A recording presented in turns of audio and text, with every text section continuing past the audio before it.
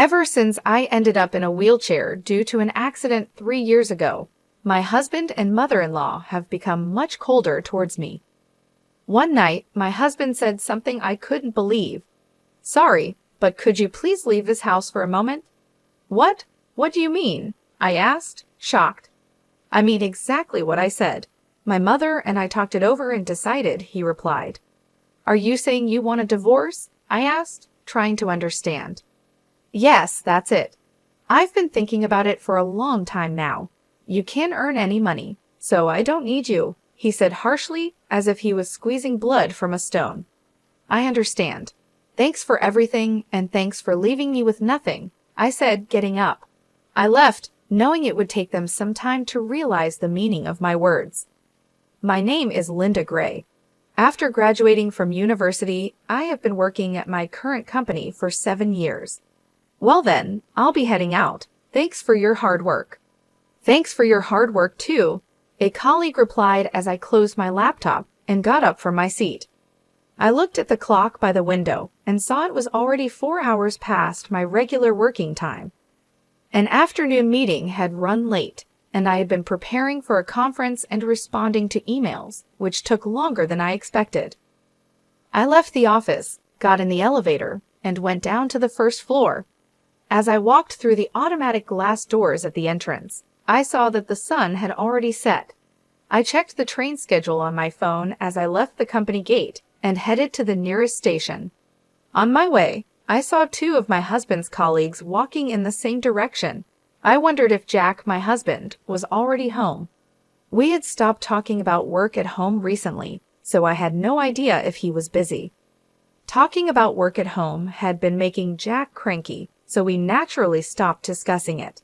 As I rode the train home, I stared out the window, lost in thought, watching the scenery go by. When I was dating Jack, we used to finish work at the same time so we could go home together. But for the past year or two, our schedules have been completely different. On the train, I noticed a young couple near the door, maybe college students, having a fun conversation about a movie they saw recently. Their happy scene reminded me of my own past, and I had to close my eyes tightly to stop the emotions from overwhelming me. "I'm home," I called out as I opened the front door, took off my shoes, and saw the neatly lined up shoes in the entrance. It seemed everyone else was already home. I heard the living room door open behind me and the sound of slippers coming closer. "Welcome home, Linda. You were late today," my mother-in-law, Jessica, said warmly. "I'm home, mother-in-law. I'll start preparing dinner right away," I replied. "Oh no, you don't have to rush. You're tired from working overtime, aren't you?" she said kindly. "Not really," I said cheerfully. "The afternoon meeting ran late, but things should settle down soon." I walked with Jessica to the living room. After getting married, it was just Jack and me. But last year, when his father got sick and was hospitalized, we moved into his parents' home and have been living as a family of 4 ever since. "Welcome back, Linda. You've had a tough day, haven't you?" My father-in-law, who was reading the newspaper on the living room sofa, greeted me warmly. "I'm back," I replied with a smile. Last year, he had a sudden brain hemorrhage and needed emergency surgery. While his condition was serious for a while, he is fully recovered after his rehabilitation. He is calm and friendly, and I liked talking to him since the first day we met. He used to be the head of the finance department before he retired, and he often gives me useful advice on managing the household budget. When I visited, we finished preparing dinner and gathered around the table as a family. Jessica mentioned that Kelly, who came over for lunch the other day, had a daughter named Jolie who had grown a lot. "Kids grow up faster when they're not yours," I responded. "Kelly is as beautiful as ever, and having a child really makes her look even more graceful," Jessica continued. "I guess so," I replied.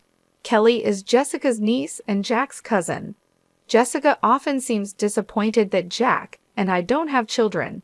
She's not very happy that I continue to work after our marriage and often hints that she would like us to have a child whenever we meet." Honestly, I've always found it hard to deal with Jessica, especially since we started living together. She tends to bring up the topic of having children, especially on days when I come home late from work. You could have had a child if you had started earlier, Linda. But I suppose it can't be helped because you're busy with work, she said. I nodded along, feeling uncomfortable. I glanced at Jack, who was quietly eating his meal without looking at me. Jack and I were colleagues at the same company and got married in our 3rd year of dating. We were told that it would be best if I became a housewife if we had a child, but we have both continued working since our marriage and haven't had any children. Both of us have wanted a child and tried everything from herbal medicine to medical tests, but nothing has worked. Despite a sense of loneliness, we decided to keep living as a couple and focus on our work. However, I started to feel a distance growing between Jack and me. We got married out of love and promised to make each other happy, but our relationship has gradually become cold. I think it started when Jack began having trouble at work. He didn't tell me anything, but I heard from a senior colleague in his department that Jack was struggling because he couldn't keep up with his peers. Jack is a gentle person who doesn't handle pressure well and tends to push himself too hard. I knew without him saying anything that he was feeling anxious and frustrated about the situation. But whenever I tried to offer him support, he would refuse to talk about his worries, insisting that he was fine and that I shouldn't worry. So he continued to keep his feelings to himself. I couldn't push him to open up, and I felt helpless that I couldn't be there for him. Even so, on our days off, we would make an effort to travel together or spend a relaxing day at home, enjoying our time together as a couple. When I felt drained from our unsuccessful attempts to have a baby, Jack was always there, quietly supporting me. That's why, even if I couldn't solve Jack's problems directly, I wanted to be by his side, providing comfort and peace. The turning point came when I got a promotion at work. I was recognized for my achievements on the projects I worked on and was one of the fastest among my peers to get promoted. That's amazing. Congratulations, Linda, Jack had said. I can't forget the look on his face when he congratulated me. I was so touched that I could only manage a simple thank you. As my work got busier, the distance between Jack and me seemed to grow. We spent less time together, our conversations became fewer, and when my income surpassed Jack's, we hardly even made eye contact anymore. I would watch Jack as he finished his meal in silence and then left the table without a word. I can't help but wonder if I hadn't been afraid of being pushed away and had tried harder to support him, would we have a different relationship now? When I opened my eyes, the first thing I saw was the bright white light of a fluorescent bulb. After blinking a few times, I looked around and realized I was lying in a hospital bed. I looked down and saw an IV in my arm, and both of my legs were wrapped in layers of bandages and casts. The moment I tried to move, an intense pain shot through my body. Tears welled up in my eyes from the sheer pain. My body felt as heavy as lead, and it seemed impossible to move. What on earth had happened? I tried to recall my memories leading up to that moment. I remembered going to work as usual, finishing a meeting and report, and leaving work on time for the first time in a while. After leaving the office, I was heading towards the station, which was busier than usual because of rush hour. Then I heard the screeching sound of sudden brakes from behind me. I turned around and felt a violent shock. I realized I'd been hit by a car. Fear and pain spread through my body. I worried about the condition of my body now. I heard footsteps approaching, and suddenly the curtain around my bed was opened. "Oh, Mrs. Gray, you're awake, but you shouldn't try to get up yet," said a young female nurse in a rushed tone. "I understand you're confused, but your doctor will explain everything shortly. Please stay calm for now." Okay, I replied, and the nurse left in a hurry. A few minutes later, the doctor arrived and explained what happened. Apparently, a truck driven by a sleepy driver crashed onto the sidewalk, and I was hit from behind. I had been rushed to the hospital immediately after the accident, and it had been about half a day since the surgery. Excuse me, but have you contacted my family? I asked. Yes, we have informed your husband and his parents about the accident and that the surgery went well. However, they seem to be out somewhere and can't come right away, the doctor said. I see, thank you, I replied. Jack was away on a business trip, and his parents had been on an overseas vacation since last week. From the doctor's tone, I could imagine their reaction to the news. Even though they were out, it didn't sound like they responded as you would expect when being told a loved one has been in an accident. I laughed bitterly, thinking about Jack's reaction. It didn't seem like he would be worried about me. The doctor continued to explain that while there were no life-threatening injuries, the damage to both of my legs was severe. They said the chances of walking again were not good. As I listened, it felt surreal, like they were talking about someone else, not my own body. Jack visited the hospital 4 days after the accident. It was surprising to see his pained expression when he saw me, covered in injuries, lying in the hospital bed. Sorry, he said, looking genuinely distressed. I'm late. It's fine, don't worry about it, I replied. I'm sorry for interrupting your business trip. It had been a while since we last talked, and the atmosphere was awkward. Our conversation stalled, and we both avoided eye contact. Jack then excused himself to talk to the doctor, leaving the room. I couldn't bring myself to call out to him and just watched him leave. It's been 2.5 years since the accident. My legs are still disabled from the accident, and I've been confined to a wheelchair. Since the accident happened while I was leaving work, I managed to stay with the company for a while, but it became too hard to continue, so I resigned about 5 months ago. Since then, I've been spending my time at home, but a few things have been bothering me. One thing is Jessica's attitude towards me. It's gotten much harsher than before. Linda, do you have a moment? Yes, of course. I'm about to head out, but could you fold the laundry for me? It's just folding, so you can do it even if you can't move your legs, right? Yes, please be careful on your way out. Well then, please get it done. Ever since I started staying at home, I've been getting more and more snide comments from Jessica. She seems unhappy that her daughter-in-law is at home all day and not working. Now, every time we meet, her requests come with a side of sarcasm. I sigh as I folded the laundry. The other thing that's been on my mind is Jack's job. According to a former colleague, Jack seems to be struggling at work more than ever. He's being outperformed by younger colleagues and subordinates who joined after him. He seems to be viewed as a burden by those around him. He used to keep to himself after coming home from work, but lately he's been taking out his frustrations on me more often. Must be nice, Linda. You don't have to worry about work relationships anymore, and you get to eat without having to work. I heard from Mom that you've been lazing around all day doing nothing. I wish I could have that lifestyle just once. I no longer saw any trace of the kind Jack I once knew. His sarcastic remarks left me feeling sad for the man he had become. One night, he said, I hate to ask this, but could you please leave this house? I was at a loss for words, unable to understand the meaning of his abrupt statement. What? What do you mean? I mean exactly what I said. My mom and I have talked it over and decided. I turned to look at Jessica, who was sitting next to Jack. Linda, ever since you quit your job, you haven't contributed to the living expenses or helped around the house. You've just been staying at home all the time. To be blunt, it's a nuisance for you to stay here any longer, she said. I don't. Don't you think it's rude to live off others without making any contribution to their household? Jessica continued, a triumphant look in her eyes. Jack remained silent, avoiding eye contact with me.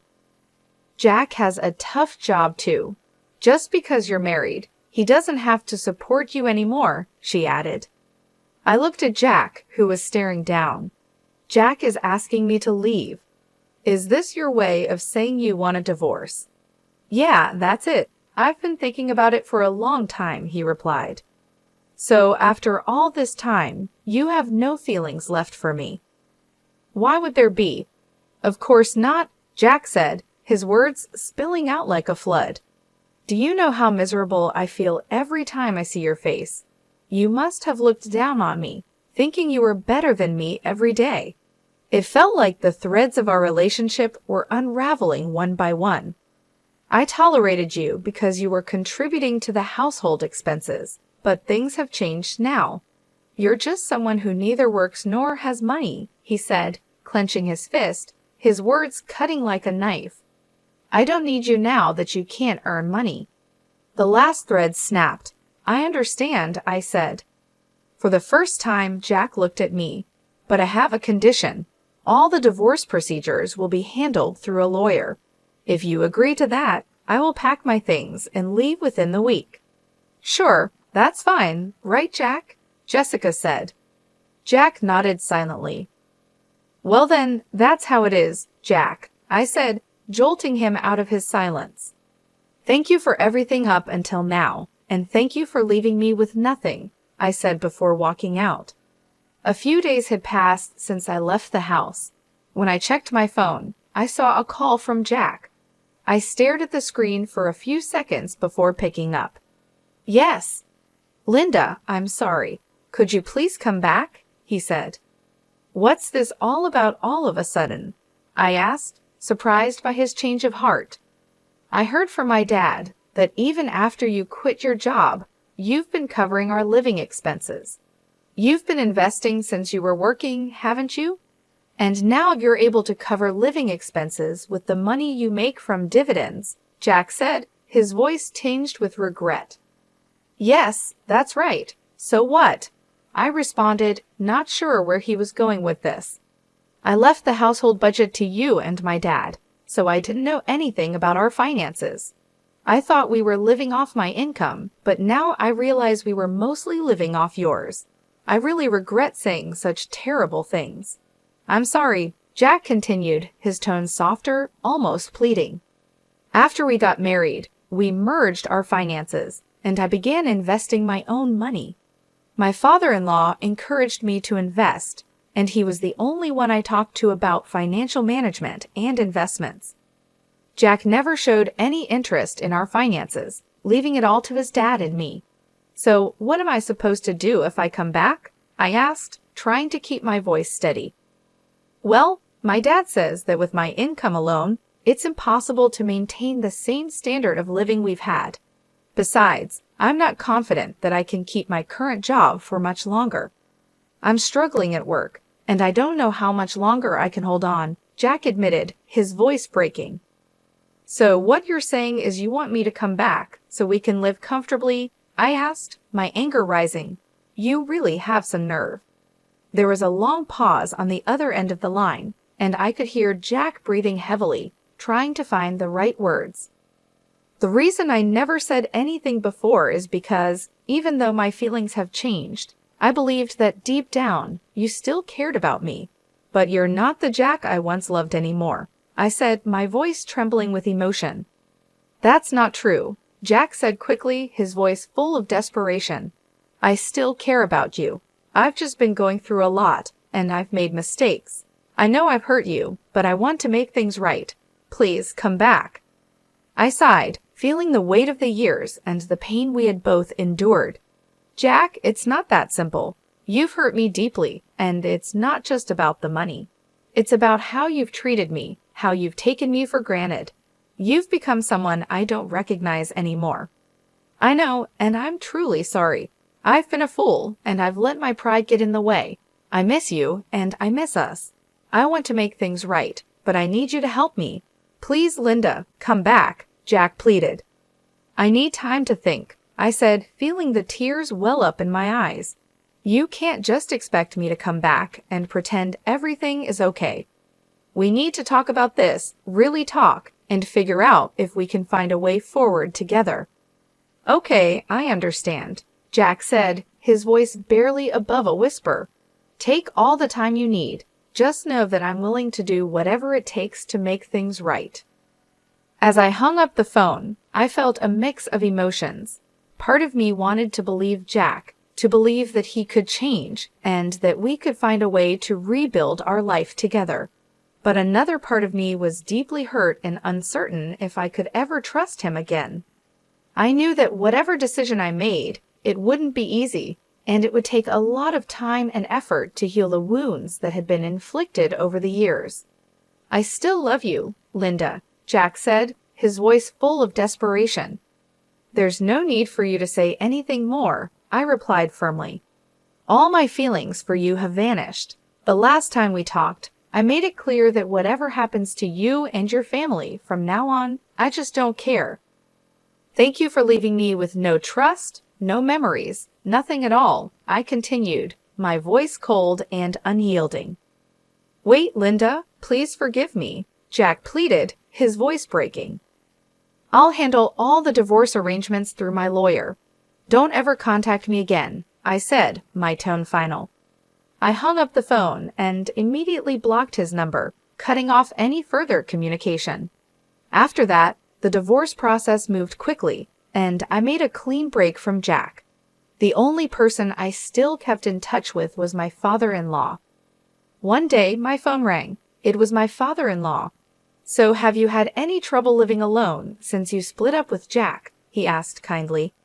"No, not particularly," I replied, feeling a bit relieved to talk to someone who genuinely cared about my well-being. "That's good to hear. I'm sorry for the trouble we caused you, Linda. When I heard what happened from Jack and my wife, I was so angry that I couldn't help but shout. I shouldn't have ignored the terrible way my wife and son treated you for so long. I'm truly sorry that I didn't do more to help," he said, his voice filled with regret. "It's okay, sir. Please don't worry about it," I replied, trying to ease his guilt. "Actually, I caused some trouble too. After I left, things didn't go well at the house. Even without my income, Jack and Jessica kept living extravagantly without cutting back on their lifestyle. They ended up pawning their belongings and even went into debt. My father-in-law, frustrated with their irresponsible behavior, recently divorced his wife. I see this as a good chance to rethink my life," I continued. "I can live just fine with my current lifestyle, and I want to take on new challenges. I feel optimistic about the future, even though things have been tough." "That's the spirit," my father-in-law said, a hint of pride in his voice. "You've always been strong, Linda. I have no doubt that you'll come out of this even stronger." After hanging up, I reflected on how much my life had changed. I had always been the one to keep our household running smoothly, managing our finances and making sure everything was in order. After we got married and combined our finances, I began investing my own money with the encouragement and guidance of my father-in-law. Jack had never taken an interest in our finances, leaving everything to his father and me. Since the divorce, I've had to make some adjustments, but overall, I've managed well. I've learned to live within my means, cutting back on unnecessary expenses and focusing on what truly matters. I've also started taking on new challenges, exploring new hobbies, and reconnecting with old friends. It hasn't been easy, but I've found a sense of independence and self-reliance that I hadn't realized I was missing. Reflecting on my relationship with Jack, I couldn't help but feel a mix of sadness and relief. We had once been so in love, but over time, our relationship had deteriorated. The pressure from his job, the expectations from his family, and our struggles to have a child had all taken their toll. Jack had changed, becoming someone I no longer recognized. His coldness and lack of support had driven a wedge between us, and no matter how much I tried to reach out to him, he had pushed me away. When I finally made the decision to leave, it was the hardest thing I had ever done. But now, looking back, I realize it was also the best decision for both of us. Jack needed to face his own issues, and I needed to find my own path.